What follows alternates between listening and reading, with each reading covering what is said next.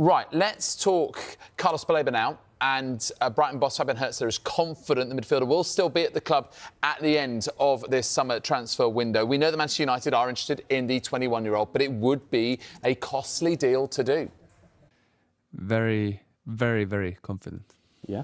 Yes. Any particular reason why?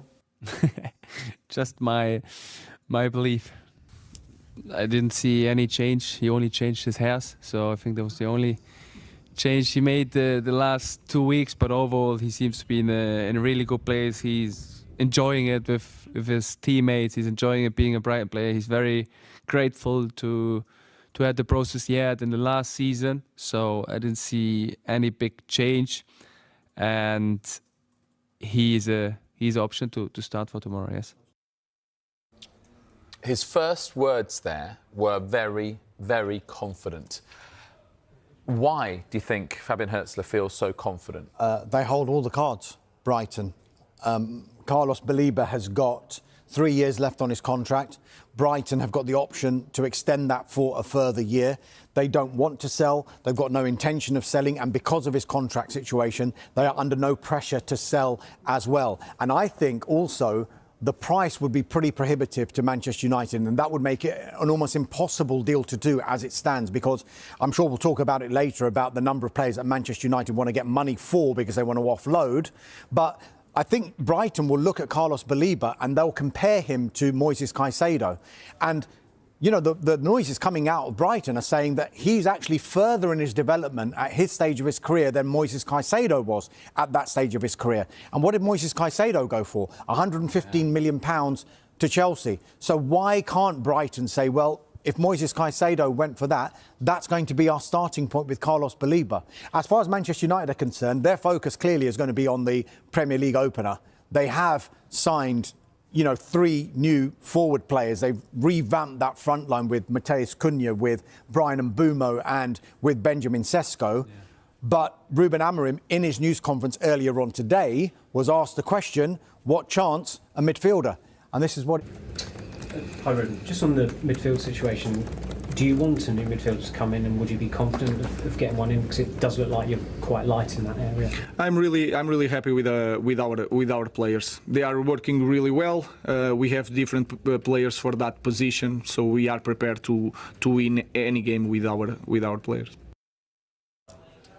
Well, in terms of trying to transform their fortunes, Manchester United are definitely backing Ruben Amorim in the transfer market. That's fair to say, with that front line. But how significant a change would it be to get in a player like Carlos Baleba, despite the fact, as Dharmesh has said, this would be a difficult deal to do? I think it's almost impossible this summer. We've been speaking to the Brighton chief executive, Paul Barber, today as well, and he made it very clear that Baleba is not going anywhere. He said, we're looking forward to seeing him play for us this season.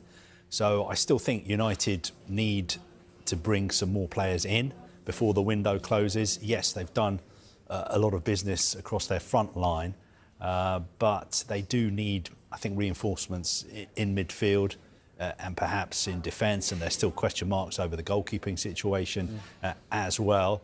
But I don't think it's going to be Baleba. Baleba maybe will have to be one for next summer, but if he has another really good season, his value is just going to keep going up and up and up, even though his contract situation is going to obviously develop, because he'd only have 2 years left on his contract next summer, although I don't know if Brighton have got the option to extend that by another 12 months. Well, one thing I would say about Manchester United is, before the window even opened, and how last season when they finished 15th in the Premier League and they lost that Europa League final to Tottenham Hotspur and Bilbao as well, I think most pundits and most experts were saying this is not a one-window fix. This is 2, 3, 4 windows it's going to take before Manchester United can really begin to challenge again. But because the window started so well for them, Matheus Cunha came in really, really early in that window. Bryan Mbeumo, there was lots of talk, and even though it was only sorted out a few weeks ago, there was a knowledge that that deal was going to happen. So people were getting pretty excited. Look, Cunha's done, and Mbeumo's done. Oh, can they get a striker? Oh, they've got Sesko. And now they're getting a little bit greedy, for want of a better word. Oh, why don't we just sign the midfielder now? And they're thinking about, oh, we could challenge for top 4 here.